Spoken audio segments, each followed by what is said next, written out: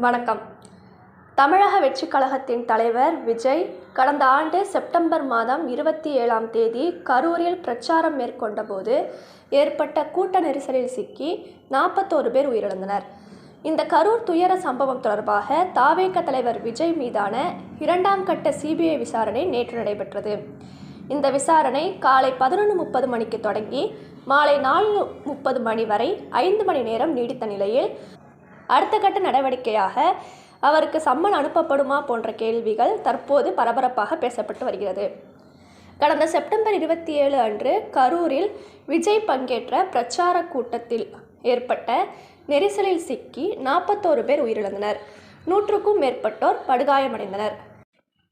இந்த சம்பவத்தை அடுத்து உச்சநீதிமன்ற உத்தரவின் பேரில் சிபிஐ இந்த வழக்கை விசாரித்து வருகிறது. முதல் கட்டமாக கரூரில் சிபிஐ அதிகாரிகள் விசாரணை மேற்கொண்டனர்.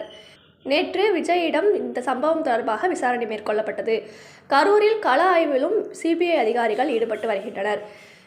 தவேக தலைவர் விஜய் இதற்கு முன்னர் ஜனவரி 12ஆம் தேதியன்று சிபிஐ விசாரணைக்காக டெல்லியில் ஆஜரானார்.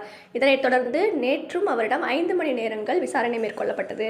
அந்த விசாரணையின் போது பிரச்சார வாகனத்திலிருந்து அவர் பேசிய போது கூட்ட நெரிசலை கவனிக்கவில்லையா, நிகழ்ச்சியில் 7 மணி நேரம் தாமதமாக வந்ததற்கான காரணம் என்ன, நெரிசலின் போது எடுக்கப்பட்ட நடவடிக்கைகள் என்ன, வாகனம் ஏன் முன்னோக்கி நகர்த்தப்பட்டது போன்ற பல கேள்விகள் அவரிடம் கேட்கப்பட்டது.